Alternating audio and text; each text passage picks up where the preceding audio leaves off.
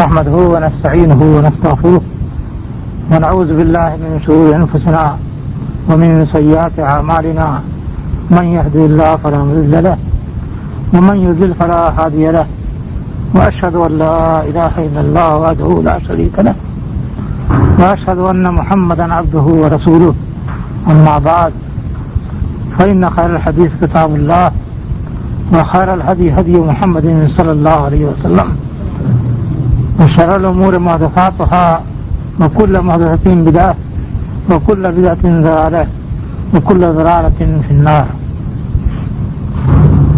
أعوذ بالله من الشيطان الرجيم. بسم الله الرحمن الرحيم.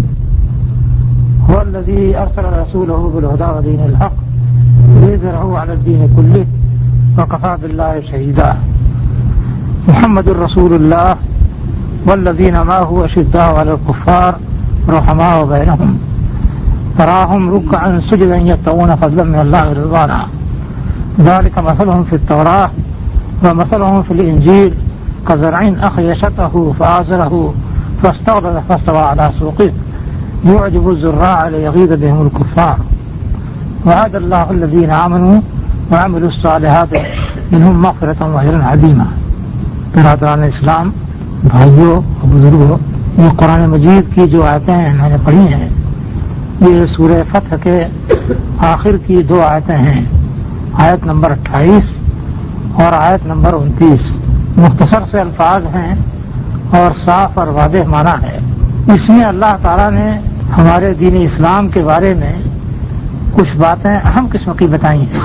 پہلی آیت جو میں نے پڑھی ہے اس میں اللہ تعالیٰ نے یہ بتایا ہے کہ اس دین اسلام کا انجام کیا ہوگا، آخر مرحلے میں یہ کس حد تک پہنچے گا. اور اس کے بعد کی جو دو آیتیں ہیں ان دونوں آیتوں میں اللہ تعالیٰ نے یہ بتایا ہے کہ جس انجام تک یہ دین پہنچنے والا ہے اس انجام تک پہنچنے کے لیے اسے کن مرحلوں سے گزرنا ہوگا اور کس طرح اس کی ابتدا ہوگی. دین اسلام کیسے شروع ہوگا اور کن مرحلوں سے گزرے گا اور کن مرحلوں سے گزر کر کے اپنے آخری انجام تک پہنچے گا. یہ باتیں ہمارے لیے جاننی بہت ضروری ہیں اور اہم ہیں، اس لیے کہ ان باتوں کا تعلق ہماری عملی زندگی سے ہے. ہم کس انداز سے رہیں، کس انداز سے جئیں، ہمارا منہج اور طریقہ کیا ہو، یہ باتیں ان آیتوں کے اندر بتائی گئی ہیں. پہلی آیت میں اللہ تعالیٰ نے یہ بتایا ہے کہ هو الذی ارسل رسولہ بالہدی ودین الحق. اللہ تعالیٰ نے اپنے رسول کو ہدایت اور دین حق کے ساتھ بھیجا ہے، لیظہرہ علی الدین کلہ، تاکہ اس ہدایت اور اس دین حق کو سارے دین پر غالب کر دے. یعنی نبی کریم صلی اللہ علیہ وسلم کو جس دین کو دے کر کے بھیجا گیا ہے اس دین کا آخری مرحلہ اور آخری انجام یہ ہوگا کہ وہ دین باقی سارے دینوں پر غالب آ جائے گا. جو قرآن مجید کے اندر بات کہی گئی ہے اور قرآن مجید میں جو بات کہی جاتی ہے وہ یقینی اور قطعی ہے، اس کے اندر شک و شبہ کی گنجائش نہیں ہے. آج ہم جن حالات سے گزر رہے ہیں اور ابھی پچھلے چند برسوں میں مسلمان جن حالات سے گزرے ان حالات کو دیکھتے ہوئے شاید بہت سے لوگوں کو مایوسی ہوئی ہو اور بہت سے لوگوں کو اندیشہ ہوا ہو کہ یہ بات جو اس آیت میں کہی گئی ہے وہ پوری نہیں ہوگی. مگر اس طرح کی مایوسی اور اس طرح کا اندیشہ گویا قرآن پر ایمان نہ لانے کے برابر ہے. نبی کریم صلی اللہ علیہ وسلم نے اپنی امت کے اور اپنے دین کے اس انجام کو واضح فرمایا ہے. آپ نے ایک حدیث میں فرمایا کہ زویت الارض فرائض مشارقہا و مغاربہا، میرے لیے زمین سمیٹ دی گئی اور میں نے زمین کے مشرق اور مغرب کو دیکھا. وَإِنَّ مُلْكَ أُمَّتِي سَيَبْلُغُ مَا زُوِيَ لِي مِنْهَا، اور میری امت کی حکمرانی اور میری امت کی بادشاہت ان تمام مقامات تک پہنچے گی جو میرے لیے سمیٹی گئی ہیں. یعنی زمین کے مشرق سے مغرب تک کو آپ کو دکھا دیا گیا. یہ تو آج کل آسان بات ہو گئی ہے کہ آپ زمین کے مشرق و مغرب کو بیک نظر دیکھ رہے ہیں. ٹی وی پر خبریں نشر ہوتی ہیں اور موسم کے حالات نشر ہوتے ہیں اور بتایا جاتا ہے کہ زمین پر کہاں خشکی رہے گی، کہاں پر بادل رہے گا، کہاں پر بارش ہوگی. تو زمین کا گولا ٹی وی پر آ جاتا ہے، پورا گولا آ جاتا ہے، اور اس گولے کے اوپر جہاں جہاں بادل ہوتا ہے آپ آسانی سے دیکھ سکتے ہیں۔ ایک چھوٹی سی سائز کر کے، چھوٹا مقدار کر کے اس زمین کو پورے طور پر آپ کی نظروں کے سامنے رکھ دیا جاتا ہے۔ تو اللہ تعالیٰ نے نبی کریم صلی اللہ علیہ وسلم کے لیے زمین سمیٹی، یہ کوئی تعجب کی بات نہیں ہے۔ اس پوری زمین کو سمیٹ کر کے آپ کو دکھا دیا گیا یہ زمین کا مشرق ہے اور یہ زمین کا مغرب ہے، اور یہ بتا دیا گیا، گویا آپ کو خوشخبری دے دی گئی کہ جتنی زمین آپ کے لیے سمیٹی گئی ہے ان تمام علاقوں تک آپ کے ملک، آپ کی امت کی حکمرانی پہنچ جائے گی اور آپ کی امت برسر اقتدار آ جائے گی۔ یہ گویا اس دین کے پھیلاؤ کا انجام اور اس دین کا منتہا بتایا گیا ہے۔ یہ بات دوسری احادیث کے اندر بھی نبی کریم صلی اللہ علیہ وسلم نے فرمائی ہے۔ آپ نے فرمایا ہے کہ لا یبقى بیت مدر ولا وبر الا ادخلہ اللہ الاسلام بعز عزیز وذل ذلیل، اس روئے زمین پر کوئی گھر باقی نہیں رہے گا، چاہے وہ مٹی کا بنا ہوا گھر ہو یا خیمہ بنا ہوا ہو کپڑے کا، اس روئے زمین پر جتنا بھی گھر ہے ان سب گھروں کے اندر اسلام داخل ہو جائے گا۔ زمین میں جتنی آبادی ہے ساری آبادی میں اسلام پہنچ جائے گا، داخل ہو جائے گا۔ کس طرح داخل ہوگا؟ آپ نے فرمایا کہ بعز عزیز و ذل ذلیل، عزت والے کی عزت کے ساتھ اور ذلت والے کی ذلت کے ساتھ۔ یعنی کچھ لوگ تو ایسے ہوں گے جو اسلام کو رغبت کے ساتھ قبول کریں گے اور اس کو مانیں گے، اس کو اپنا دین بنا لیں گے، یہ معزز ہوں گے، ان پر جنگ نہیں ہوگی، ان کو قیدی نہیں بننا پڑے گا، ماتحت نہیں ہونا پڑے گا، جزیہ نہیں دینا پڑے گا، عزت کے ساتھ یہ برقرار رہ جائیں گے، ان کے گھروں میں اسلام داخل ہو جائے گا۔ اور جو لوگ اسلام کو قبول نہیں کریں گے اور اسلام کے تحت نہیں آنا چاہیں گے ان پر بھی اسلام داخل ہو جائے گا، اسلام کا غلبہ ہوگا، اس کے ماتحت ہوں گے، اس کے لیے جزیہ ادا کریں گے اور اس کی حکومت کے تحت ہو کر کریں گے۔ اس طرح سے اس روئے زمین پر جتنا بھی علاقہ ہے اور جتنے بھی ممالک ہیں تمام علاقوں اور ممالک میں اسلام پہنچ جائے گا اور گھر گھر میں داخل ہو جائے گا۔ یہ نبی کریم صلی اللہ علیہ وسلم نے فرمایا ہے اور یہ اس آیت کی درحقیقت تفسیر ہے۔ اب اس کے بعد دوسری آیت آتی، آخری آیت آتی ہے، اللہ تعالیٰ نے فرمایا ہے کہ محمد الرسول اللہ، محمد صلی اللہ علیہ وسلم اللہ کے رسول ہیں، آپ کی رسالت برحق ہے، اور چونکہ ساری دنیا کے رسول کے لیے رسول ہیں اس لیے ساری دنیا تک آپ کی رسالت اور پیغمبری پہنچے گی، آپ کا پیغام پہنچے گا۔ کیسے پہنچے گا، اس کا کیا طریقہ ہوگا؟ اللہ تعالیٰ نے فرمایا کہ والذین معہ اشداء علی الکفار رحماء بینہم، جو لوگ محمد صلی اللہ علیہ وسلم کے ساتھ ہیں یعنی صحابہ کرام اور آپ کو ماننے والے جو کہ صحابہ کرام کے ساتھ آئیں گے، صحابہ کرام کے بعد آئیں گے، یعنی قیامت تک آنے والی امت، ان کا دو وصف اللہ تعالیٰ بتاتا ہے۔ ایک وصف تو یہ بتایا کہ اشداء علی الکفار رحماء بینہم، یہ کفار پر سخت ہوں گے، آپس میں رحم دل ہوں گے، ان کا یہ خاص وصف ہوگا، اور صحابہ کرام ہی سے اس وصف کو شروع کر دیا گیا ہے۔ اللہ تعالیٰ نے فرمایا لا تجد قوما یؤمنون باللہ والیوم الآخر یوادون من حاد اللہ ورسولہ، تم کسی ایسی قوم کو نہیں پا سکتے جو اللہ پر ایمان لاتی ہو اور آخرت کے دن پر ایمان لاتی ہو، وہ اللہ اور اس کے رسول سے دشمنی کرنے والوں کے ساتھ محبت کرتی ہو، اگرچہ وہ دشمنی کرنے والے ان کے باپ ہوں، بھائی ہوں، ان کے کنبے قبیلے کے لوگ ہوں، ان کے اپنے خاندان کے لوگ ہوں، لیکن مومن کی یہ بات نہیں ہے کہ وہ اللہ اور اس کے رسول سے دشمنی کرنے والوں کے ساتھ محبت رکھتا ہو۔ تو ایک تو وہ اپنے موقف میں بے لچک ہو۔ نبی کریم صلی اللہ علیہ وسلم کے بارے میں فرمایا کہ اگر ان کی مدد نہ کرو گے اللہ تنصروا فقد نصرہ اللہ، اگر ان کی مدد نہ کرو گے تو اللہ نے ان کی مدد کی ہے۔ اور پھر یہ فرمایا ہے کہ اگر ان کی مدد اور ان کی اعانت پر قائم نہ رہے فسوف یأتی اللہ بقوم یحبهم ویحبونہ اذلۃ علی المؤمنین اعزۃ علی الکافرین، تو اللہ تعالیٰ تم کو بدل کر کے ایسے لوگوں کو لائے گا جو پیغمبر سے محبت کرتے ہوں گے اور جن سے پیغمبر محبت کرتے ہوں گے، اذلۃ علی المؤمنین، مومنین کے لیے نرم ہوں گے، جو اہل ایمان ہیں، جو اپنے دینی بھائی ہیں، ان کے لیے ان کے اندر نرمی ہوگی، اور عزت الکافرین، کافرین کے اوپر سخت ہوں گے، کفار کے سامنے ان کو جھکنا نہیں آئے گا۔ اس سختی کا حکم نبی کریم صلی اللہ علیہ وسلم کو بھی اللہ تعالیٰ نے دیا ہے اور مومنین کو بھی دیا ہے۔ یا ایھا الذین آمنوا قاتلوا الذین یلونکم من الکفار ولیجدوا فیکم غلظہ، اے ایمان والو، تم سے لگ کر کے، تم سے متصل جو کفار ہیں ان سے لڑائی کرو، اور ایسی لڑائی کرو کہ وہ تمہارے اندر سختی پائیں، لڑائی کرو گے سخت مار مارو۔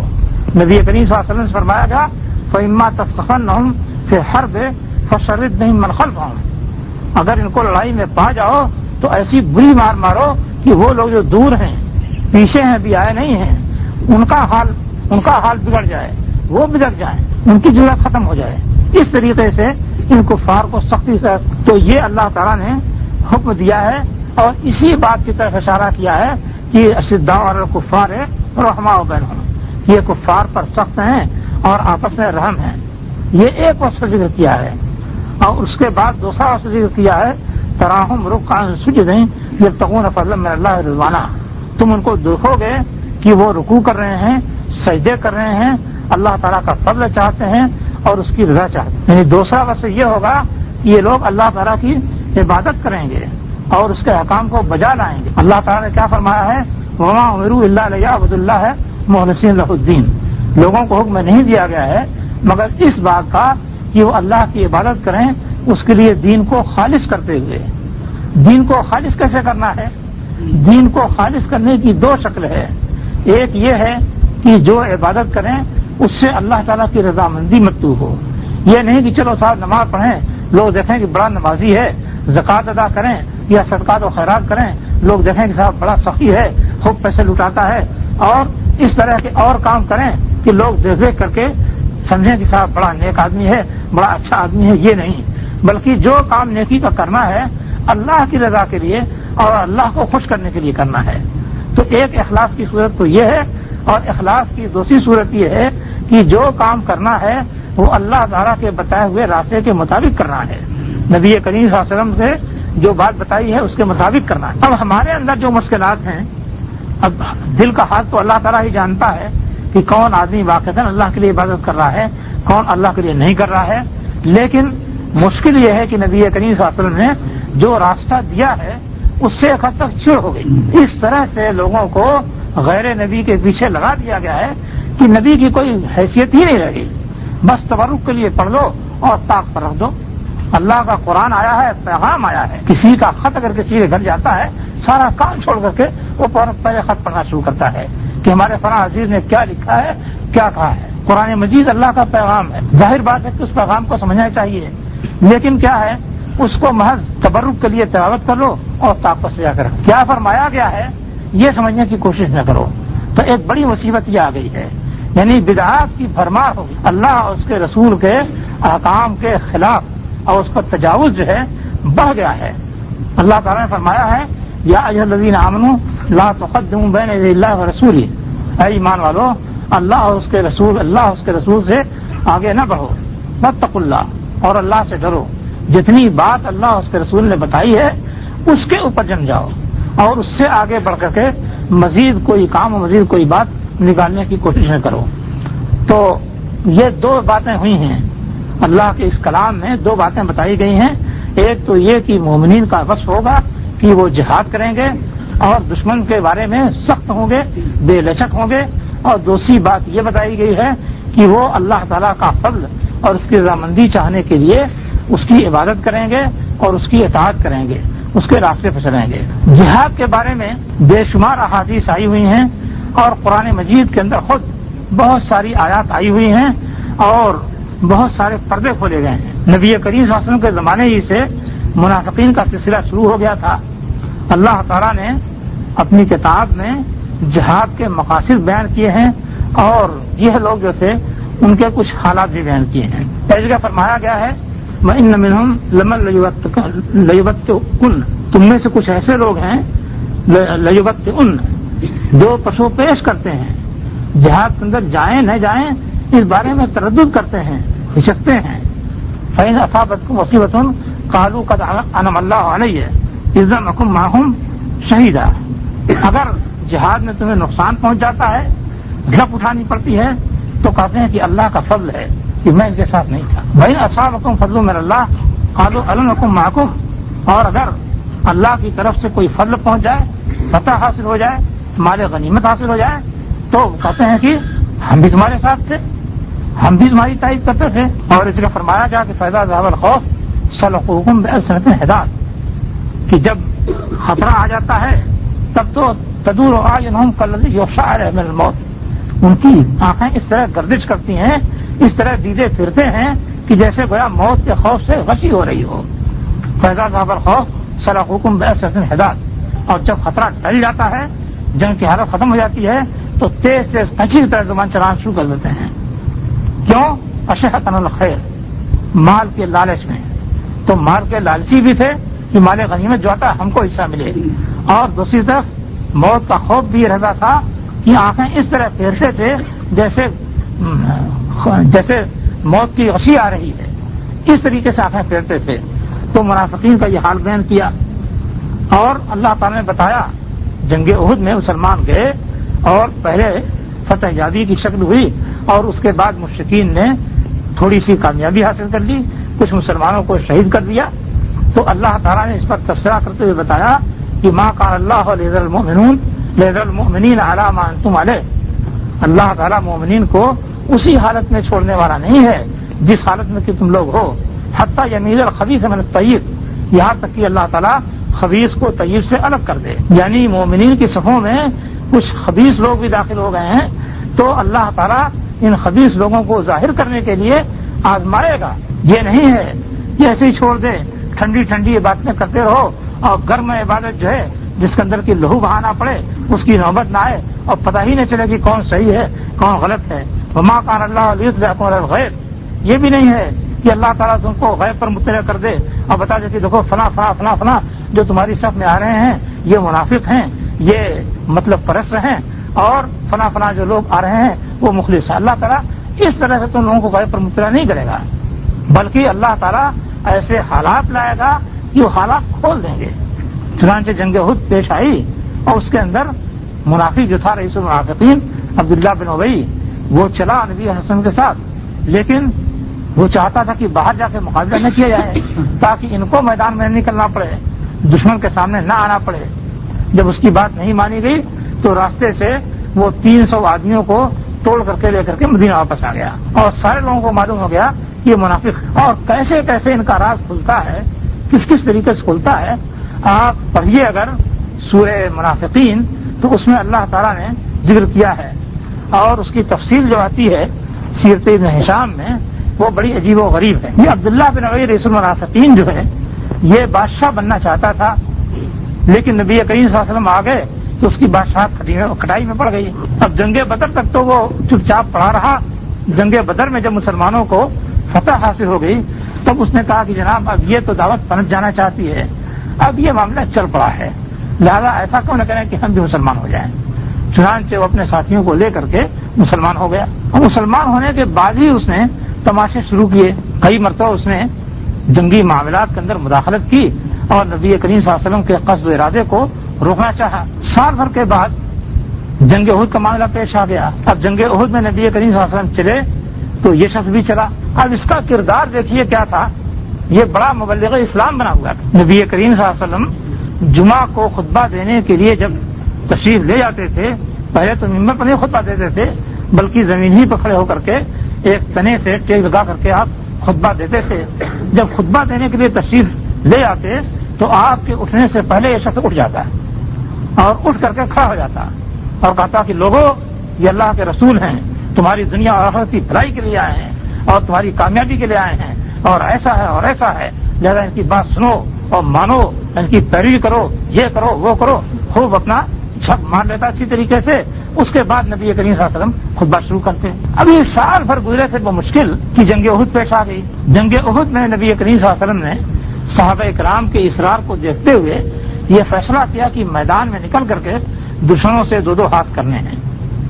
چنانچہ آپ نکلے، عصر کے بعد نکلے اور چلے، اور عبداللہ بن ابی منافق بھی اپنے ساتھیوں کو لے کر کے چلا. راستے میں اسی سارے ابو ذر کو سمجھ لیجیے کچھ دوری پر شیخین مقام پڑتا تھا, وہاں آپ نے رات گزاری, اس نے بھی رات گزاری. صبح کو آگے بڑھے احد کی جانب, وہ بھی ساتھ ساتھ چلا.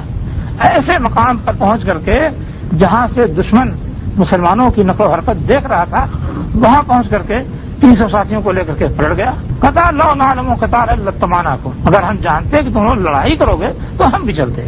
یہ کوئی لڑائی کرنے جا رہے ہو, خام خواہ نہیں جان دینے جا رہے. بہرحال وہ 300 ساتھیوں کو توڑ کر کے واپس آ گیا. نبی کریم صلی اللہ علیہ وسلم میدان میں گئے, مقابلہ ہوا. تیر اندازوں کو آپ نے مقرر فرمایا تھا, انہوں نے غلطی کی. آپ نے فرمایا تھا کہ دیکھو جب تک میرا حکم نہ آئے تب تک تم جگہ نہیں چھوڑنا, چاہے دیکھو کہ ہم فتح پا گئے ہیں تب بھی نہ چھوڑنا, اور اگر دیکھو کہ ہماری ٹانگیں درندے کھینچ رہے ہیں تب بھی نہ چھوڑا پیچھے. مگر ہوا یہ کہ جب مسلمانوں کو فتح ہو گئی تو یہ لوگ ٹوٹ پڑے, کہتے ہیں صاحب چلو ہم بھی ہمارے غنیمت لوٹیں. جو کمانڈر تھے انہوں نے یاد دلایا کہ دیکھو نبی صلی اللہ علیہ وسلم نے کتنی سخت تاکید کی ہے, مگر لوگ سننے کے لیے تیار نہیں ہوئے. ابھی وہ جاہلیت کا اثر تھا, بھاگے چلے گئے دشمن کی طرف. ادھر سے خالد بن ولید جو گھات لگائے تھے انہوں نے آ کر کے پیچھے سے گھیرا ڈال دیا. اب پیچھے سے گھیرا ڈالنے کا نتیجہ یہ ہوا کہ نبی کریم صلی اللہ علیہ وسلم کو بچانے کے لیے 7 انصار نے ایک کے بعد جگرے اپنی جان دے, اور نبی کریم صلی اللہ علیہ وسلم تنہا رہ گئے تھوڑی دیر کے لیے. اس دوران دشمن نے پتھر مار کر کے آپ کا دانت شہید کر دیا, تلوار مار کر کے آپ کی پیشانی زخمی کر دی, چہرے کا ناک کے نیچے کا حصہ زخمی کر دیا, اور کندھے پر تلوار ماری ایسی کہ مہینوں تک آپ کو درد ہوتا رہا, لیکن آپ چونکہ زرہ پہنے ہوئے تھے اس لیے تلوار کاٹ نہیں سکی. بہرحال اتنے میں حضرت بکر صدیق رضی اللہ تعالیٰ عنہ, حضرت سعد بن وقاص رضی اللہ تعالیٰ عنہ اور کچھ اور صحابہ آ گئے, اور انہوں نے میدان کو سنبھالا اور آپ کو بچایا. اور ادھر مسلمان بھی چونکہ گھیرے میں پڑ گئے تھے اس لیے ان کے بھی بہت سے افراد شہید ہو گئے. اب دوپہر تک دشمن اپنا کام کر کے چلتا بنا. نبی کریم صلی اللہ علیہ وسلم نے صحابہ کرام کو دفن کیا, ظہر کی نماز پڑھائی, اور اس کے بعد وہاں سے مدینہ واپس آئے. زخموں سے سب لوگ چور ہیں, کوئی سخت زخمی ہے, کوئی معمولی زخمی ہے. اب 630 آدمی باقی بچ گئے تھے. رات پہرے کے ساتھ گزاری, اور صبح صبح آپ نے اعلان کیا کہ دشمن کا پیچھا کرنے کے لیے چلنا ہے. جیسے بھی حالت میں تھے صحابہ کرام تیار ہو گئے اور سب لوگ گئے, اور یہ اعلان کر دیا کہ کوئی آدمی جو غزوہ احد میں نہیں آیا تھا وہ ہمارے ساتھ نہیں چل سکتا. اس طرح سے منافقین کو کاٹ دیا, کیوں نہیں جا سکتے. آپ گئے اور 2-3 روز جو ہے ہمراہ الاسد میں مدینہ سے تقریباً 8 میل کے فاصلے پر آپ ٹھہرے رہے, اور دشمن جو 36 میل جا چکا تھا وہ ارادہ کر رہا تھا کہ چلو چل کے مدینے پر حملہ کر دیں. کھلا ہوا مدینہ مل گیا تھا, ہم لوگ خواہ چھوڑ کے چلے آئے. مگر جب معلوم ہوا کہ مسلمان پیچھے پیچھے آ رہے ہیں تو ان کی ہمت نہیں پڑی اور واپس چلے گئے. بہرحال کہنے کا مقصد یہ ہے کہ اس میں 2-3 روز گزر گیا, یعنی اتوار کے روز سے لے کر کے سمجھ لیجیے کہ منگل بدھ تک اس میں گزر گیا. اس کے بعد نبی کریم صلی اللہ علیہ وسلم مدینہ واپس آئے. مدینہ واپس آنے کے بعد ایک دن گزرا, جمعرات کا دن گزرا ہے, اور اس کے بعد جمعہ آ گیا. اب جمعہ آ گیا اور نبی کریم صلی اللہ علیہ وسلم تشریف لے گئے خطبہ دینے کے لیے. اب خطبہ دینے کے لیے جب آپ اٹھنے لگے تو عبداللہ بن ابی رئیس المنافقین جو کہ دھوکہ دے کر کے ساتھ چھوڑ کر کے چلا آیا تھا وہ پھر اٹھ گیا, اٹھ کر کے پھر کھڑا ہو گیا اور کہتا کہ لوگوں یہ اللہ کے رسول ہیں, ان کی بات سنو, ان کی بات مانو اور ان کی اطاعت کرو, اس میں تمہاری دنیا اور آخرت کی بھلائی ہے, اور ایسا ہے اور ایسا ہے. اس قسم کی باتیں کہنے کے لیے اٹھا اور اس نے کہنا شروع کیا. صحابہ کرام جو ابھی ابھی اس کا کردار دیکھ چکے تھے, ایک دن پہلے تک اس کا حال دیکھ چکے تھے, ان میں سے کچھ لوگوں نے لپک کر کے اس کا کرتا پکڑا, کہا کہ بیٹھ جاؤ, اب اس طرح کی باتیں کرنے کے لائق تم نہیں ہو, اب اس طرح کی باتیں کرنے کے تم لائق نہیں ہو. جب یہ باتیں کہیں تو وہ تیزی کے ساتھ لوگوں کی گردنیں پھنکتے ہوئے نکلا اور مسجد سے باہر نکلنے لگا. دروازے پر پہنچا تو اس کے قبیلے کے سردار حضرت سعد بن عبادہ پہنچ گئے. پوچھا کیا بات ہے؟ کہا کہ بات کیا صاحب, میں تو اٹھا کے ان کی تائید کروں اور لوگ مجھ کو بتا رہے ہیں. کہا کہ چلو چلو چل کر کے نبی کریم صلی اللہ علیہ وسلم سے کہو کہ تمہارے لیے مغفرت کی دعا کر دیں, اللہ تعالیٰ تمہیں بخش دے. بتا کہ جاؤ جاؤ, میری اٹھنی مجھ کو مل جائے تو یہ کہیں بہتر ہے میرے لیے کہ تمہارے یہ صاحب میرے لیے دعا کریں. تو یہ بدبختی تھی اور منافقین کا یہ کردار تھا. اور جہاد کے سلسلے میں نبی کریم صلی اللہ علیہ وسلم نے فرمایا ہے کہ من لم یغزو ولم یحدث به نفسه من مات ولم یغزو ولم یحدث به نفسه مات على شعبۃ من نفاق. یہ صحیح مسلم کی روایت ہے کہ جو آدمی انتقال کر جائے اور اس نے غزوہ نہ کیا ہو اور غزوہ کرنے کی تمنا اور آرزو بھی نہ رکھی ہو، جذبہ بھی نہ رکھا ہو، تو مات علی شعبۃ من نفاق، وہ نفاق کے شعبے میں مرتا ہے. آپ سوچ لیجئے کتنی اہم بات ہے. یہ نہایت افسوس کی بات ہے کہ آج بہت سے علماء ایسے ہیں پاکستان اور ہندوستان میں جو جہاد کی مخالفت کر رہے ہیں اور ان کو یہ حدیث ہی نظر آتی. یہ صحیح مسلم کی روایت ہے کہ جو شخص مر جائے اور نہ غزوہ کیا ہو نہ غزوے کا جذبہ رکھا ہو تو نفاق کے شعبے میں مرتا ہے. یعنی نفاق کی تعلیم دے رہے ہیں امت کو اور نفاق کی بات بتا رہے ہیں کہ منافق بن کر رہو مگر مسلمان بن کر مت رہو. حالانکہ جہاد کا وہ فائدہ ہے، اللہ تعالیٰ نے دو باتیں ذکر کی ہیں، ایک تو جہاد کی اور دوسری بات ذکر کی ہے اخلاص کے ساتھ اللہ تعالیٰ کا فضل اور اس کی رضامندی چاہنے کی. یہ چڑیے کے دو بازو ہیں، یہ چڑیے کے دو بازو ہیں. اگر ایک جماعت اللہ تعالیٰ کی عبادت اور اس کی اطاعت اور اس کی فرما برداری کی تبلیغ کرتی ہے اور اس کو سکھاتی ہے اور بتاتی ہے، لیکن جہاد کے بارے میں زبان نہیں کھولتی اور جہاد کی بات نہیں کرتی ہے، تو اس نے گویا چڑیے کا ایک بازو توڑ دیا ہے. آپ بتائیے کہ کبوتر کا ایک بازو توڑ دیا جائے تو اس کے بعد وہ کیا اڑے گا؟ اڑ نہیں سکتا ہے. اسی طریقے سے دو بازو اللہ تعالیٰ نے دیے ہیں اس امت کو، ایک تو جہاد کا بازو اور دوسرے عبادت کا بازو. اگر ان میں سے کوئی ایک بازو توڑ دیا جائے تو دوسرا بازو بیکار ہے، وہ چڑیا اڑ نہیں سکتی ہے. اسی طریقے سے یہ امت چل نہیں سکتی ہے جب تک کہ دونوں باتوں کا تعصب نہ کرے. ایک تو نبی کریم صلی اللہ علیہ وسلم کی جو سنت ہے اس سنت کے مطابق اللہ تعالیٰ کی عبادت، اور دوسرے آپ کی جو سنت جہاد ہے اس کے مطابق جہاد. ان دونوں کے بغیر امت کامیاب نہیں ہو سکتی ہے. اور دیکھیے تاریخ میں دونوں طرح کی باتیں آتی ہیں. نبی کریم صلی اللہ علیہ وسلم تشریف لائے، آگے کی آیت کی میں تفصیل بتا رہا ہوں. اللہ تعالیٰ نے کیا فرمایا ہے کہ یہ دو باتیں تو تمہاری اس امت کے اندر پائی جائیں گے. ذالک مثلہم فی التوراۃ، یہ اس امت کی مثال ہے توریت میں. ومثلہم فی الانجیل کزرع اخرج شطأہ، اور انجیل میں اس امت کی مثال کیسے ہے؟ جیسے کہ کوئی ڈنٹھل ہے، کوئی کھیتی ہے، اس نے اپنا ڈنٹھل نکالا. کزرع اخرج شطأہ فآزرہ، ڈنٹھل نکلا اور اس کے بعد وہ تھوڑا تھوڑا مضبوط ہونا شروع ہوا، تقطر ہونا شروع ہوا. فاستوى، پھر وہ ذرا موٹا ہو گیا اور کھڑا ہو گیا. فاستوى علی سوقہ، وہ اپنے تنے پر پیچھے ایک چھوٹا سا بیج گڑھے کے اندر ڈال دیا گیا. پھر وہ بیج نکلا اور بڑھتے بڑھتے ایک تناور درخت ہو گیا، زبردست درخت ہو گیا کہ جس کے سائے کے نیچے قافلے آتے ہیں، قوموں کے قافلے، اور آرام پاتے ہیں اور چڑیاں آتی ہیں اور اس کی ٹہنیوں اور شاخوں کے اندر اپنے بسیرے کرتی ہیں. تو اس طریقے سے یہ اللہ تعالیٰ کی بادشاہت ہوگی. یعنی پہلے بہت ہی معمولی حد سے اس کی ابتدا ہوگی، پھر بڑھتے بڑھتے بہت بڑھ جائے گی اور ایک تناور درخت کی طرح سے ہو جائے گی. اس امت کے بارے میں یہ مثال دی اللہ تعالیٰ نے. اور دیکھیے نبی کریم صلی اللہ علیہ وسلم نے کیا کیا تھا. مکے میں آپ نے دعوت و تبلیغ شروع کی. مسلمان کمزور تھے، ان کو حبشہ ہجرت کر کے جانا پڑا. اس کے بعد تھوڑی تعداد میں تھے اور کچھ عرصے کے بعد انہیں مدینہ ہجرت کر کے آنا پڑا. مدینہ ہجرت کر کے آئے تو کیا تعداد تھی؟ اس کا اندازہ آپ اس سے کر سکتے ہیں کہ تمام کتابوں کے اندر یہ لکھا جاتا ہے کہ نبی کریم صلی اللہ علیہ وسلم مدینہ آئے تو آپ نے مسلمانوں میں بھائی چارہ کرایا، انصار و مہاجرین میں بھائی چارہ کرایا. سیرت کی کتابوں میں لکھا ہوا ہے کہ 45 مہاجر تھے اور 45 انصار تھے، کل 90 آدمی تھے اور ان کے درمیان بھائی چارہ کرایا. اب نبی کریم صلی اللہ علیہ وسلم کے بارے میں یہ تو نہیں سوچا جا سکتا ہے کہ کچھ مسلمانوں کو چھانٹ دیں کہ جاؤ تمہارا بھائی چارہ نہیں کرائیں گے اور کچھ مسلمانوں کو بھائی چارہ کرا دیں. ظاہر ہے کہ جتنے موجود تھے سب کا بھائی چارہ کرایا. اس کے معنی یہ ہیں کہ نبی کریم صلی اللہ علیہ وسلم جب مدینہ تشریف لائے تو مسلمانوں کی کل تعداد کتنی تھی؟ 45 تھی. 45 تعداد تھی، مگر یہ بڑھنا شروع ہوئے. اور کس طرح بڑھتے رہے کہ پہلے سال جنگ بدر پیش آئی، اس وقت مسلمانوں کی تعداد کتنی تھی؟ 313 یا 314 یا 317، یہ تعداد وہ تھی جو کہ جنگ بدر میں حاضر تھی۔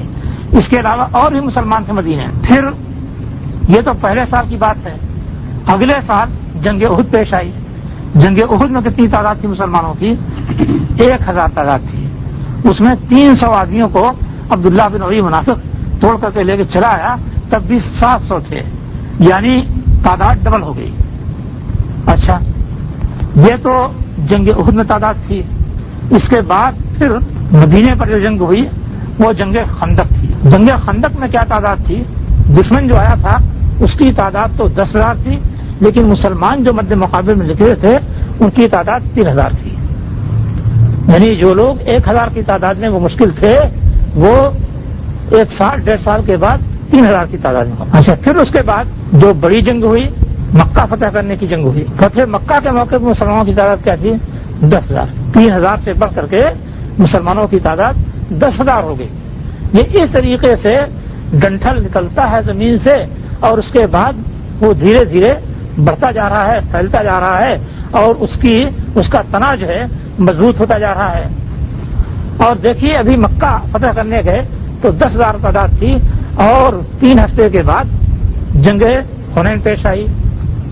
جنگ حنین میں مسلمانوں کی تعداد 12,000 تھی، یعنی جنگ کی یہ برکت تھی کہ دیکھتے دیکھتے 2,000 آدمی اسلام کے اندر داخل ہو گئے۔ پھر جنگ حنین کے 1 سال کے بعد جنگ تبوک پیش آئی ہے۔ جنگ تبوک میں کیا حال تھا؟ جنگ تبوک میں مسلمانوں کی تعداد 30,000 تھی، ابھی جو تعداد 10-12,000 تک پہنچی تھی، 1 سال کے بعد وہ تعداد 30,000 کو پہنچ گئی۔ اور نبی کریم صلی اللہ علیہ وسلم کی یہ آخری جنگ تھی، اسی پر آپ کی وفات ہو گئی، اور اس کے بعد صحابہ کرام لڑتے رہے۔ صحابہ کرام کے لڑنے کی تعداد کیا تھی؟ ایران سے جنگ چھڑی۔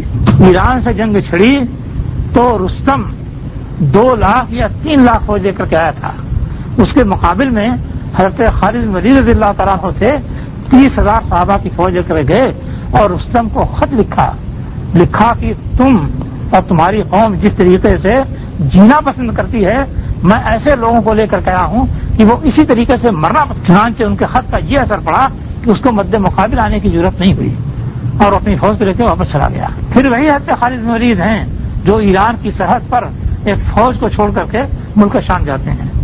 ملک شام میں رومی آئے تھے یرموک میں، تقریباً 3 لاکھ کی تعداد، اور حضرت خالد بن ولید کے ساتھ جو فوج تھی وہ 30,000 تھی۔ ایک مسلمان نے کہا ہو کتنی بڑی تعداد رومیوں کی، تو حضرت خالد بن ولید کہتے ہیں چپ رہا، کیا بات کرتا ہے، میرے گھوڑے کی اگر نال درست ہوتی تو میں کہتا کہ رومی اتنی فوج اور۔ اچھا، یہ فوج جو آئی تھی کس طریقے سے آئی تھی؟ یہ زنجیروں میں ایک دوسرے کو باندھے ہوئے تھے، یہ بھاگنا نہیں ہے، مسلمانوں کو ختم کر دیا ہے، زنجیروں میں بندھے ہوئے تھے، یہ بھاگنا نہیں ہے۔ اب حضرت خالد بن ولید نے جب کاٹنا شروع کیا ہے تو زنجیر میں بندھی ہوئی پوری کی پوری فوج کاٹ گئی، اور ان 3 لاکھ میں سے تقریباً 2 لاکھ فوج کٹ گئی، 1 لاکھ فوج باقی رہی۔ ادھر فارسیوں سے جنگ چھڑی ہوئی تھی، حضرت عمر بن خطاب رضی اللہ تعالیٰ نے حضرت سعد بن ابی وقاص کو کمانڈر بنا کر کے بھیجا۔ قادسیہ میں جنگ ہوئی، وہاں بھی یہی صورت تھی، 2 لاکھ یا 3 لاکھ فارسی فوج آئی ہوئی تھی، اور اس کے مقابل میں صرف 30,000 مسلمان فوج تھی، اور 2 دن 2 رات مسلسل لڑتے رہے۔ اس کے بعد تیسری رات لڑتے رہے یہاں تک کہ ان کو کاٹ کے گرایا۔ حضرت ابو سفیان رضی اللہ تعالیٰ عنہ کی بیوی ہندہ بھی گئی ہوئی تھی، کیا کہتی ہیں کہ مارو ان بے ختنہ لوگوں کو، مار کے ڈھیر لگا دو کم وقتوں کو۔ یہ جذبات ہوا کرتے تھے، اور اس جہاد کی برکت کیا زبردست تھی، کتنی زبردست تھی، اس کا اندازہ آپ اس سے کیجیے۔ حضرت عثمان رضی اللہ تعالیٰ عنہ کے زمانے کا دور تھا، ایک روز انہوں نے عشاء کی نماز پڑھنی شروع کی، بڑی لمبی نماز پڑھا دی، پڑھتے چلے گئے، بڑے عابد و زاہد تھے، اور قرآن مجید ہمیشہ رات کو پڑھا کرتے تھے تہجد کے اندر۔ اور نماز جب پڑھانی شروع کی عشاء کی تو بہت لمبی نماز پڑھا دی۔ جب ختم کی تو لوگوں نے کہا کہ حضرت کیا بات ہے، آپ نے آج نماز بہت لمبی پڑھائی۔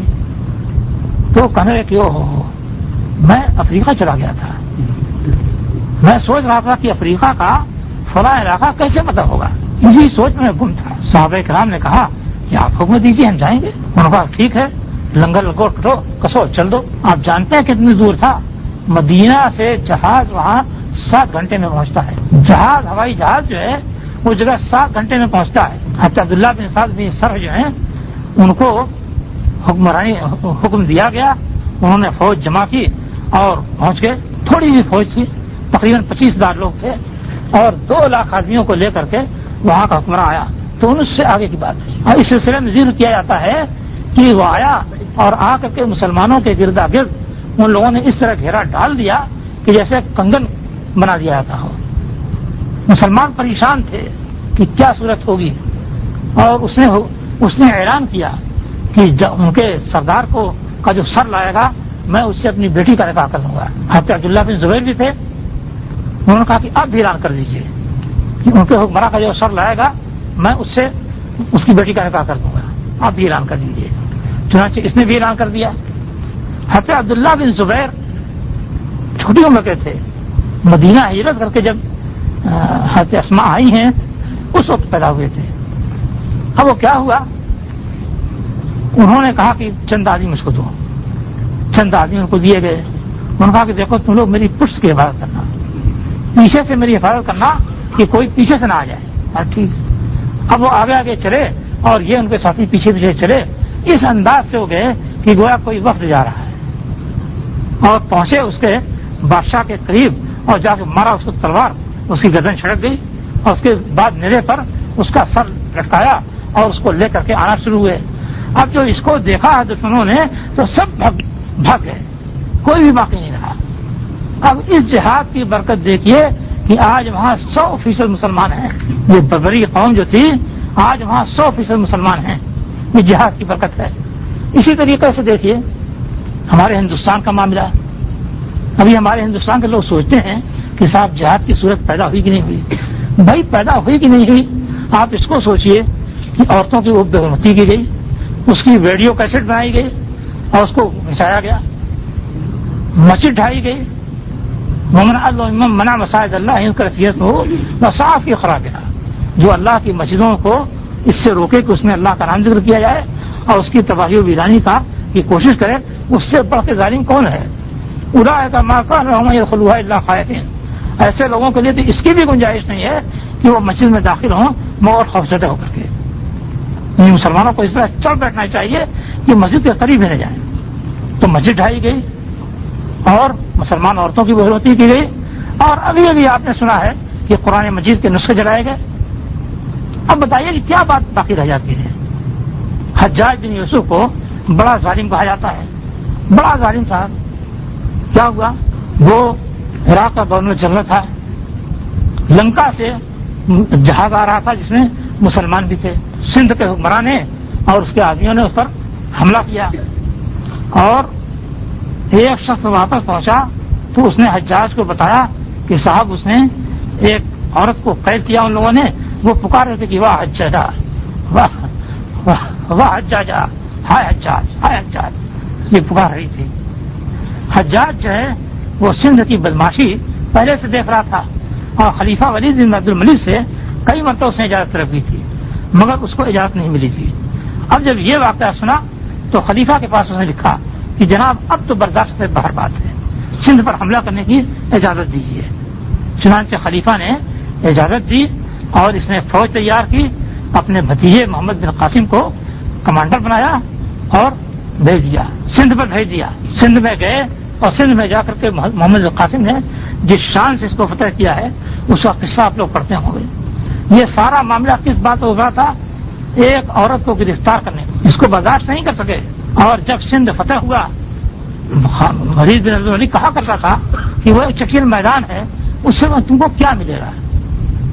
تو وہاں سے جب مال غنیمت نکلا ہے اور تانتا لگ گیا، کہتے ہیں کہ بصرہ سے اس نے دمشق تک تانتا لگا دیا تھا مال غنیمت کا، اور ولید بن عبد الملک کو خط لکھتا ہے کہ شفینا غیظنا واخذنا ثارنا ووجدنا اکثر مما فاتنا، کہ ہم نے اپنے غیظ و غضب کو، اپنے غصے کو شفا دے لی، سینہ ٹھنڈا ہو گیا، اور اپنا انتقام ہم نے لے لیا، بدلہ لے لیا، اور جتنا ہم سے خرچ ہوا ہے اس سے زیادہ ہم کو مل گیا. یہ خط لکھ کر کے ولید بن عبد کے پاس دیا. اور دیکھیے اس جہاد کی برکت کیا ہے. آج سندھ میں 88 اور 90% مسلمان ہیں. اگرچہ بہت کچھ بگڑ چکے ہیں مگر اس جہاد کی برکت کا نتیجہ ہے کہ وہاں کی غالب اکثریت مسلمان ہے. اور اس کے بعد بھی دیکھیے ہندوستان پر حملے جو ہوئے ہیں کیسے کیسے حملے ہوئے ہیں اور کیسی کیسی برکتیں ہوئی ہیں. محمود غزنوی جو ہے اس کو چھیڑا گیا تھا, مجبور کیا گیا تھا حملے پر, اس لیے کہ پہلا جو حملہ ہوا ہے وہ غزنی میں ہوا تھا. کہتے ہیں صاحب غزنی میں ہندوستانی فوجیں پہنچ گئی تھیں. ہوا یہ تھا کہ محمود غزنوی اس کا باپ حکمراں تھا اور محمود غزنوی بخارا کی طرف جنگ میں مشغول تھا. ان لوگوں نے فوج بڑھا دی, غزنی پہنچ گئی فوج. پتہ لگا تو وہاں سے بھاگم بھاگ یلغار کرتے ہوئے آئے اور آ کر کے لڑائی کی. اب ہندوؤں نے لکھا ہے کہ غزنی کے تپے میں, تپا جانتے ہیں تحصیل سے چھوٹا حصہ ہوتا ہے, غزنی تپے میں ایک چشمہ ہے کہ اگر اس چشمے میں گندگی ڈال دی جائے یا سور ڈال دی جائے تو برف پڑنے لگتی ہے. چنانچہ محمود غزنوی نے جب دیکھا کہ اب تو ہم قابو نہیں پا سکتے ہیں تو اس نے کہا اور ایک آدمی نے اس چشمے میں سور ڈال دی. بارش ہونے لگی اور ہندوستانی فوجوں کے ہاتھ پاؤں اکڑ گئے اور اسے گرفتار کر دیا. نہیں گرفتار کر دیا جو کچھ ہوا, مگر یہ ہوا کہاں, یہ غزنی میں ہوا. جبکہ سرحد ان کی تھی دریائے سندھ, تو دریائے سندھ سے غزنی جو 400-500 میل ہے اتنی دور تک ہندوستانی فوج جو ہے دندناتی چلی گئی تھی. اب اس غزنوی نے حملہ کیا, لمبی بات ہے اور لمبا واقعہ ہے. بہرحال کہاں کہاں اس کے حملے کے کیا کیا فوائد ہوئے اس کی تفصیلات تو نہیں مل سکی ہیں, مگر لکھا ہے کہ جب اس نے بلند شہر فتح کیا ہے تو وہاں کے 10,000 ہندو مسلمان ہوئے. بڑا شور مچاتے ہیں لوگ کہ صاحب صوفیوں کے ذریعے مسلمان ہوئے. صوفیوں نے خاک کیا کہ نہیں کیا, فتح کیا تو 10,000 آدمی مسلمان ہوئے. اور محمود غزنوی کے بعد غوری نے حملہ کیا ہے. غوری کا کیا تھا, تھانیسر تک اس کا ملک پھیلا ہوا تھا. وہ تھانیسر تک اپنی سرحد دیکھنے کے لیے 4,000 فوجیوں کے ساتھ آیا تھا. ادھر دلی کا جو حکمراں تھا پرتھوی راج, اس کو پتا چلا کہ محمود غزنوی یہ شہاب الدین غوری جو ہے یہ تھانیسر کی طرف آ رہا ہے, تو یہ 1,00,000 فوج لے کر کے جا کر کے گھاٹ میں بیٹھ گیا اور اچانک اس پر حملہ کر دیا. اچانک حملہ کیا ہے تو بہرحال فوج سنبھل نہیں سکی اور لڑتے پھرتے فوج کا ایک حصہ جو ہے وہاں سے بھاگ گیا. مگر شہاب الدین غوری جو ہے وہ لڑتا رہا, یہاں تک کہ اتنا زخمی ہوا کہ وہ گر گیا اور یہ سمجھا گا کہ وہ مر گیا ہے. تو اس کی فوج تو بھاگ گئی. کچھ تھوڑے سے لوگ تھے, انہوں نے کہا کہ اپنے آقا کو ہم لے کر چلیں, اس طرح سے دشمن کے منہ میں چھوڑنا اچھا نہیں ہے. چنانچہ وہ دائیں بائیں چھپے رہے اور اس کے بعد جب رات ہوئی ہے تو دیکھنے گئے کہ دیکھیں شہاب الدین کی لاش کدھر ہے. جب گئے تو دیکھا اس کو, تو دیکھا کہ بھی سانس آ جا رہی ہے, تو بہت خوشی ہے. نیزے نکال کر کے لاٹھی کو انہوں نے رسی سے سیور دیا, باندھ دیا اور اس کے دائیں بائیں کنارے 4 لاٹھیاں باندھ دی اور اوپر سے ڈولی کی طرف باندھ دیا اور نیچے شہاب الدین کو رکھا اور کندھے پر لے کر کے اس کو بھاگائے. بھٹنڈا قلعے میں آ کر کے اس کا علاج شروع ہوا. جب کسی قدر وہ چلنے کے لائق ہوا تو اس قلعے سے اس کو نکال کر کے غزنی لے گئے. غزنی پہنچ کر کے اس نے کیا کیا, اس کے ساتھ جو 4,000 فوج تھی ان کو جمع کیا اور کہا کہ تم لوگ بھاگے کیوں تھے, ہوا کرے 1,00,000 فوج ہوا کرے, تم لوگ میدان چھوڑ کے بھاگے کیوں تھے, لہذا تم کو سزا دی. اور سزا کیا تجویز کی کہ ان کے گلے میں وہ توبڑا لٹکا دیا جس میں کہ گھوڑا جو چارہ کھاتا ہے, اور اس نے جو ڈال دیا. کہا کہ اسی توبڑے سے تم لوگ اسی جو کو کھاؤ اور غزنی کے بازار میں گھومو, یہ تمہاری سزا ہے. اور ادھر اس نے دوسری فوج تیار کی. سال بھر میں اس نے 40,000 فوج تیار کی اور اس کے بعد لے کر کے چلا اسی تھانیسر کے میدان میں جہاں کی پہلی برتر جنگ ہوئی. ادھر پرتھوی راج بھی پوری تیاری کر رہا تھا. مولانا اکبر شاہ نجیب آبادی نے لکھا ہے کہ 5,00,000 فوج لے کر کے آیا تھا اور لوگوں نے 2,00,000 یا 3,00,000 لکھا ہے, مگر انہوں نے تحقیق کی ہے کہ 5,00,000 فوج لے کر کے آیا تھا. 5,00,000 فوج اور 40,000 فوج, کیا مقابلہ ہوتا. یہ اسلام کا معاملہ رہا ہے کہ ہمیشہ بڑے دشمن سے مقابلہ رہا ہے. بہرحال اس نے ترتیب دی تھی. فوج 40,000 تھی, 10,000 کے 4 حصے اس نے کیے تھے. ایک 10,000 کا حصہ جو تھا اس نے اپنی کمان میں رکھا تھا گھڑ سواروں کا، اور باقی 10,000 کے جو حصے تھے ان کو اس نے ترکیب سمجھا دی تھی کس طرح سے. چنانچہ صبح کو جنگ شروع ہوئی ہے تو 10,000 کی فوجوں نے پرتھوی راج کی فوج پر حملہ کیا اور اس زور و شور سے حملہ کیا ہے کہ ان کو دھکیلتے ہوئے میلوں تک پیچھے لے گئے. اس کے بعد مقررہ پروگرام کے مطابق دھیرے دھیرے پیچھے ہٹنا شروع. اب پرتھوی راج کی فوج نے یہ سمجھا کہ ہماری فتح ہو. بہرحال پیچھے ہٹتے وہ اپنی پرانی جگہ پر آ گئے. ادھر باقی جو 20,000 فوج تھی اب اس میں سے دوسرے حصے کا نمبر آ گیا، یعنی ایک پہر اس میں ختم ہوا اور اتنے میں 10,000 فوجوں نے اچانک حملہ کر دیا.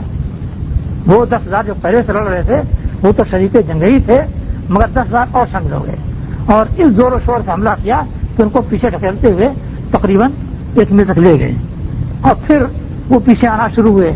پیچھے آتے آتے اپنی پرانی جگہ پر آ گئے. اس کی فوج یہ سمجھا کہ ہماری فتح ہو رہی ہے. دوپہر تک یہاں آ گئے. اس کے بعد تیسرے 10,000 نے حملہ کیا اور 20,000 جو تھے وہ شامل تھے اور ان کو مارتے دھاڑتے ہوئے پیچھے لے گئے، میلوں پیچھے لے گئے اور اس کے بعد دھیرے دھیرے پھر پیچھے آنا شروع ہوئے. عصر تک وہ اپنی پرانی جگہ پر آ گئے. ادھر شہاب الدین غوری اپنی 10,000 گھڑ سوار فوجوں کے لیے انتظار. جب جگہ پر آ گئے تو اس نے اشارہ کیا بس لے لو. اب چونکہ پرتھوی راج کی فوج کو دن بھر آگے پیچھے ڈھکیلتے ہوئے اس لیے وہ تو تھک کر کے چور تھی اور باقی یہ تازہ دم.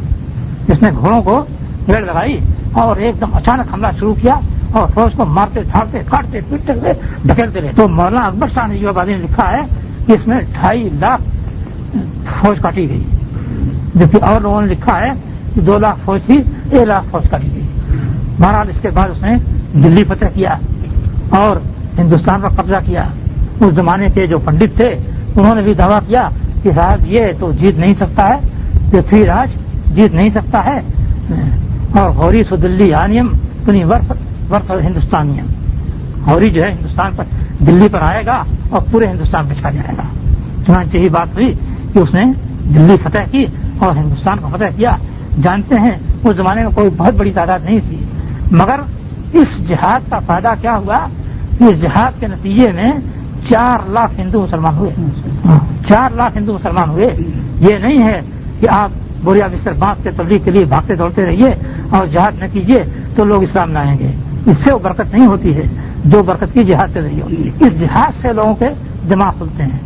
آج ہندوستان کے اندر لاکھوں بلکہ کروڑوں کی تعداد میں ایسے ہندو ہیں جو اس بات کا انتظار کر رہے ہیں کہ کوئی راستہ اگر ہم کو ملے تو ہم بھی مسلمان ہو جائیں. 2.5 لاکھ آدمیوں نے اعلان کیا تھا کہ ہم فلاں تاریخ کو مسلمان ہو جائیں گے، تو ان کے خلاف اس طریقے سے چھاپا مار جنگ کی ہندوستانی فوج و پولیس نے کہ وہ بیچارے مسلمان نہیں ہو سکے. اس طرح کے بے شمار لوگ ہیں جو اس طرح کے جذبات رکھتے ہیں، مگر ماحول کا دباؤ ہے، حالات کے شکنجے میں کسے ہوئے ہیں، اس لیے اسلام لانے کی ان کو ضرورت نہیں ہوتی. اگر ان کے لیے ماحول کھل جائے اور حالات کے شکنجے سے آزاد ہو جائیں تو آج معلوم نہیں کتنی بڑی تعداد میں لوگ مسلمان ہوں گے اور کس طرح اس جہاد کی برکت پہنچے گی. تو بہرحال اللہ تعالیٰ نے ہمارے لیے کامیابی کی 2 صورتیں رکھی ہیں. ایک تو یہ کہ ہمارا عمل اس کے لیے خالص ہو، اس کا فضل اور اس کی رضامندی کے لیے ہو، اور دوسرے یہ کہ ہمارے اندر جہاد کا جذبہ ہو اور جہاد کے ذریعے سے اللہ کے دین کو قائم کرنے کی کوشش کریں. دیکھیے جہاد کے فائدے جو ہیں آپ اس زمانے میں بھی دیکھیے. افغانستان کو دیکھ لیجیے، کتنا کمزور ملک تھا، یعنی دنیا کا سب سے فقیر ملک تھا. دنیا میں اتنا غریب اور اتنا لاچار ملک نہیں رہا ہوگا. اور روس کی حالت کیا تھی؟ دنیا کی سب سے بڑی طاقت. کہا جاتا کہ امریکہ سے بڑی طاقت تھی اور کہا جاتا کہ اس کے برابر طاقت تھی. بہرحال دنیا کی سپر پاور. بش آئے صاحب ٹینکوں کو لے کر کے دمدماتے ہوئے چلے آئے اور آ کر کے اپنا قبضہ جما لیا، اور ان کے چمچے بھی پیدا تھے وہاں پر جو اس کے جیسی بات کرتے تھے، کام کرتے تھے. اللہ کے ان بندوں نے ہتھیار اٹھا لیا. کیا ہتھیار اٹھایا؟ بھائی بانس کاٹ کر کے بانس سے لڑنے لگے، دال کاٹ کر کے اس سے لڑنے، کلہاڑی تھی اس سے لڑنے لگے، توڑے دار بندوق تھی اس سے لڑنے لگے. مجھے اچھی طرح یاد ہے کہ اس زمانے میں لوگ پہنچے تھے اور انٹرویو کیا تھا کہ آپ لوگ کیسے لڑتے ہیں، آپ کے پاس کوئی ہتھیار نہیں ہے، آپ ٹینک کا مقابلہ کیسے کرتے ہیں. جناب سیاف صاحب تھے، ان سے سوال ہوا، کہا کہ تو بڑی آسان بات، یعنی خالی ہاتھ ہوتے ہوئے ٹینک کا مقابلہ کرنا بالکل آسان بات ہے، معمولی بات ہے. کہا کیسے؟ کہا کہ ہمارا مجاہد جو ہے وہ کسی آڑ میں چھپ جاتا ہے. بہت ساری جگہیں ہیں، یہ موج ہے، اس طرح کی چیزیں ہیں، وہ کسی آڑ میں موج میں چھپ جاتا ہے، ساتھ میں تھوڑا سا مٹی کا تیل لے لیتا ہے اور تھوڑی سی مٹی لے لیتا ہے، گیلی مٹی، کرتا کیا ہے، ٹینک آ رہا ہے، جب اس کے پاس آیا وہ اچانک منہ سے نکلتا ہے اور ٹینک پر چڑھ کر کے جو شیشہ ہے سامنے اس شیشے پر مٹی پوچھ، اب ٹینک کے اندر جو لوگ بیٹھے ہیں وہ باہر تو دیکھ سکتے ہیں اسی شیشے سے، یہ مجاہد نکلتا ہے فوراً جو ہے شیشے میں مٹی پوچھ دیتا ہے، ادھر اندر جو لوگ بیٹھے ہیں کپولے میں ان کو باہر نکلنے کی ضرورت نہیں ہوتی کہ صاحب باہر نکلے تبھی گولی مار دے گا، اور مجاہد کیا کرتا ہے کہ ادھر شیشے پر مٹی پوتی اور پھر فور جو ہے مٹی کا تیل جو لیے ہوئے ہے اس کو چھڑکتا ہے ٹینک پر اور اس کے بعد ماچس سے کھاتا ہے اور بھاگ جاتا ہے۔ چند منٹ گزرتے ہیں کہ دھڑا دھڑ پھٹنا شروع ہوتا ہے، کیونکہ ٹینک میں گولے بھی رکھے ہوئے ہیں اس لیے گولے پھٹنا شروع ہوتے ہیں اور ٹینک کے چیتھڑے اڑنا شروع ہوتے ہیں اور ٹینک میں جو لوگ بیٹھے ہوئے ہیں ان کا بھی چیتھڑا اڑنا شروع ہو جاتا ہے۔ ہاں، کہا کہ اس طریقے سے ہم مقابلہ کرتے ہیں۔ کہا کہ اور طریقہ ہے، کیا طریقہ ہے؟ ٹینک چلا رہا ہے، کمبل لیے بیٹھے ہوئے اور وہ جو اس کا پہیا گھومتا ہے اچانک جو ہے اس نے کمبل ڈال دیا اور کمبل ڈال دینے کے بعد اس کا پہیا گھومنا بند ہو جاتا ہے اور اس کے بعد اس کو جلا دیتے ہیں۔ اس طریقے سے مقابلہ کرتے ہیں۔ اسے پوچھا کہ آپ کے اوپر کیمیائی مادے بھی گرائے جاتے ہیں، کیمیائی مادوں کا آپ کیسے مقابلہ کرتے ہیں؟ کہا کہ بہت آسان بات ہے، سنت کے مطابق چلیں تو یہ بھی آسان ہے۔ کیا ہے؟ آپ یہ دیکھو ہماری پوڑی رہتی ہے اور اس میں شملہ لٹکتا رہتا ہے، جب مقابلے میں ہم جاتے ہیں یا جہاز کے آمد کا اندازہ ہوتا ہے تو وہ شملہ ہم پانی میں بھگو لیتے ہیں، جب اوپر سے کیمیائی مادہ گرنا شروع ہوتا ہے تو ہم چہرے پر اس کو پوچھ لیتے ہیں، پانی سے چہرہ پہنچ گیا اس کا کوئی اثر نہیں ہے، 1-2 منٹ میں ختم ہو جاتا ہے سارا اثر۔ تو اس طریقے سے لوگ مقابلہ کرتے تھے اور مقابلہ کر کے بالآخر انہوں نے جب مقابلہ کرنا شروع کیا تو اللہ تعالیٰ نے ان کو ہتھیار بھی دیے اور ان کو سمجھ بھی دی اور ان کو فن بھی دیا، یہاں تک کہ روح جیسی بڑی طاقت چکنا چور ہو کر کے نکل گئی اور اس کا کمانڈر کا وقت جو ہے اپنی قوم کو گالی دیتا ہوا چلا گیا، دریا پار کر گیا تو اس کو یہ ضرورت نہیں ہوئی کہ پلٹ کر کے افغانستان 1 منٹ تک کھڑا اپنی قوم کو پوچھتا رہا، اس کے بعد آگے۔ تو اس طریقے سے ان لوگوں نے آزاد کرایا اور یہ ملک آزادی ہوا۔ اس کے علاوہ کتنی ریاستیں ہیں روس کے اندر مسلمانوں کی جو کہ آزاد ہو گئی اور آج وہ اپنی آزادی کا فائدہ اٹھا رہی ہیں، اور صرف مسلم ہی جاتے ہیں وہ آزاد نہیں۔ آپ کے جرمنی جو ہے مشرقی جرمنی یا مغربی جرمنی میں بٹا ہوا تھا اور برلن کی دیوار تھی، ایسی دیوار کی ساری دنیا مشہور تھی جس پر کوئی چڑھ نہیں سکتا تھا اور جس کے گرد تار پھیلا ہوا تھا، جس کے اندر کی ہر وقت الیکٹرک چلتی رہتی تھی کہ کوئی سے قریب جائے تو وہیں چلا جائے۔ اس دیوار برلن کو وہاں کے لوگوں نے توڑ ڈالا اور توڑنے کے بعد پاکستان اس کی مٹی بھیجی، اس کا ٹکڑا بھیج دیا کہ جناب یہ آپ لوگوں کی محنت کا کاوش کا نتیجہ ہے کہ یہ دیوار ٹوٹ گئی۔ تو دیوار برلن بھی ٹوٹ گئی اور وہ قومیں جو آزاد ہونا چاہتی تھیں اس روسی ریچھ سے وہ آزاد ہو گئی اور ان کو آزادی کی نعمت مل گئی۔ اور دیکھنا چاہیں کبھی بوسنیا کو دیکھ لیں، بوسنیا کی کیا صورتحال تھی؟ یہ تھا کہ صاحب 5% بھی مسلمانوں کو نہیں مل سکتا ہے۔ علی عزت بیگوویچ جو ہے وہ اڑ گیا کہ صاحب ہم لیں گے اور مسلمانوں کا لڑو، چنانچہ لڑنا شروع کیا گیا۔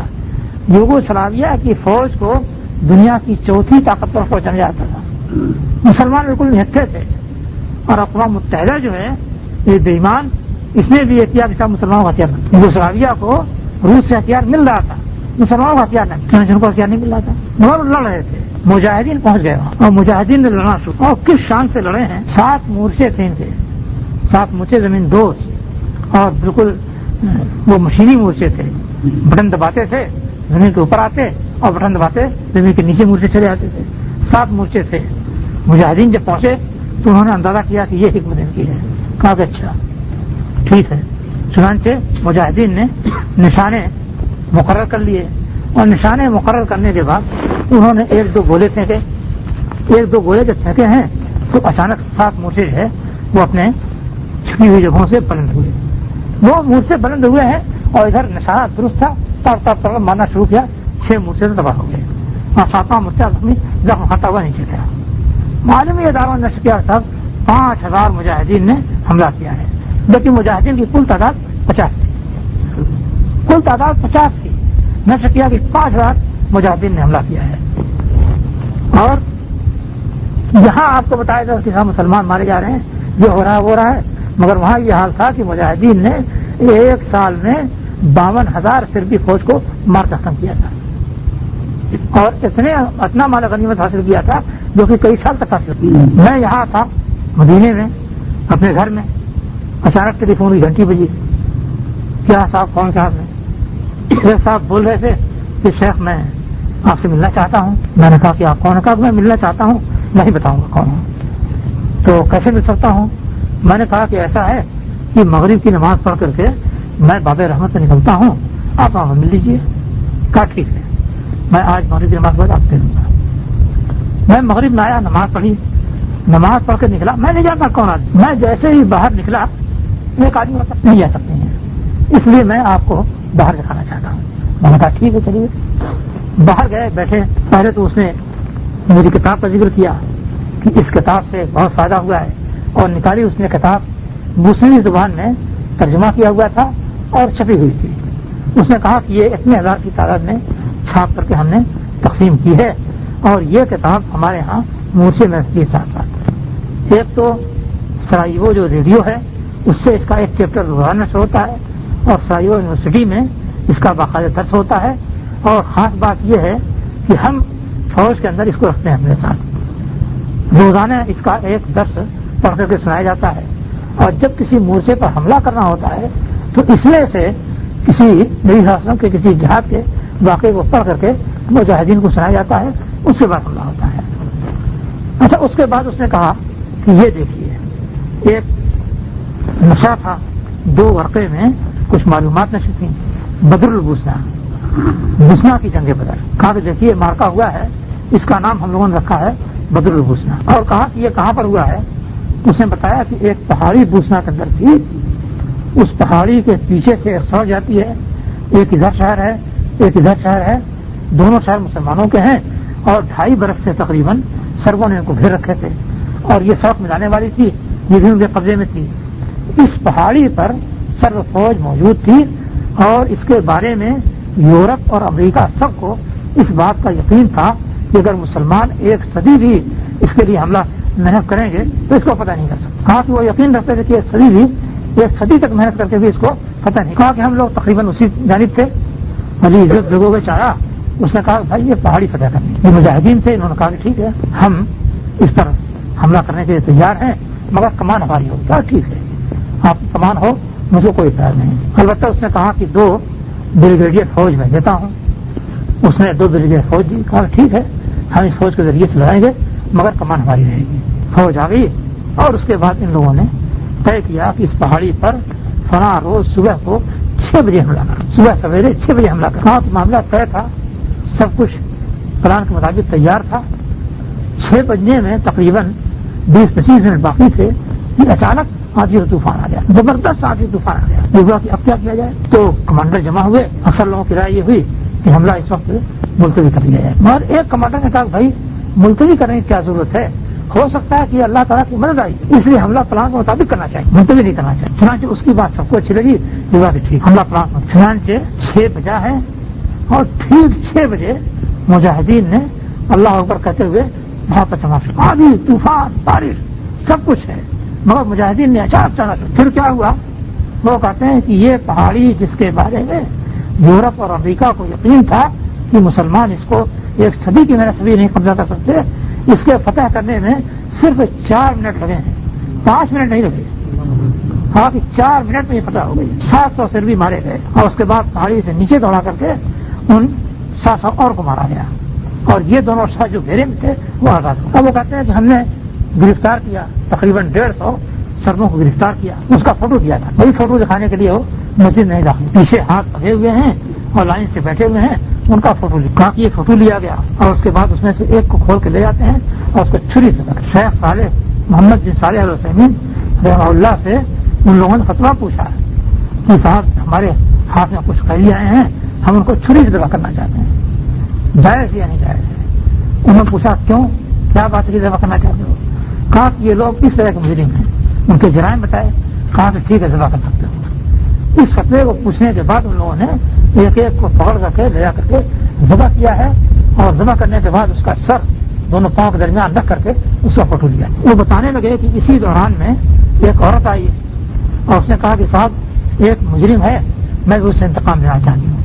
ایک مسلمان عورت پوچھا کہ اس سے کیا بات تھی؟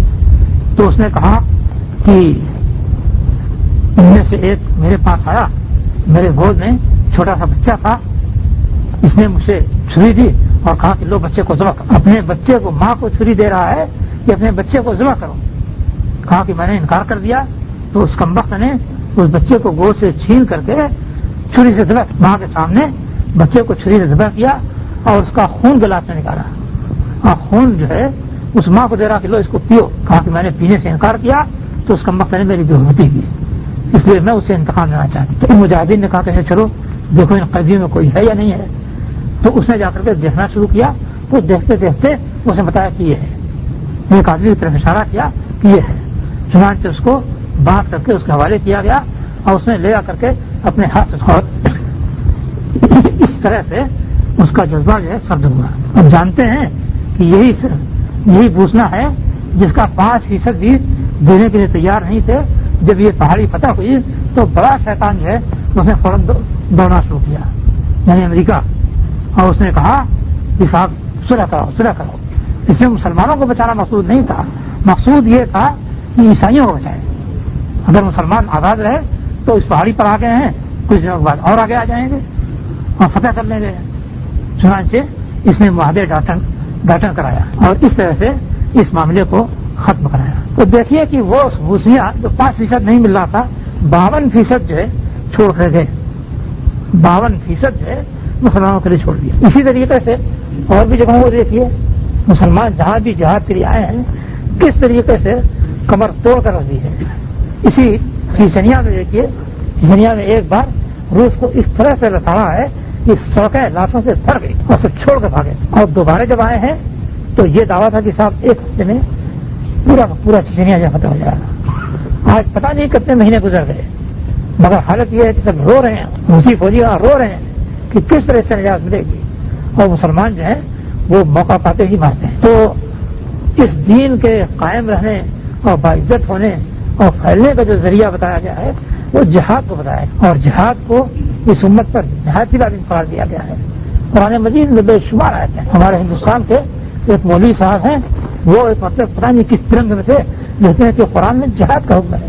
جہاد کو میں نے کہا کہ لڑائی کرو، حالانکہ قرآن میں بار بار آیا ہے قاتلوا الذین یلونکم، لڑائی کرو، مار کٹائی کرو. ان اللہ یحب الذین، ان اللہ اشتری من المؤمنین انفسهم واموالهم بان لهم الجنہ.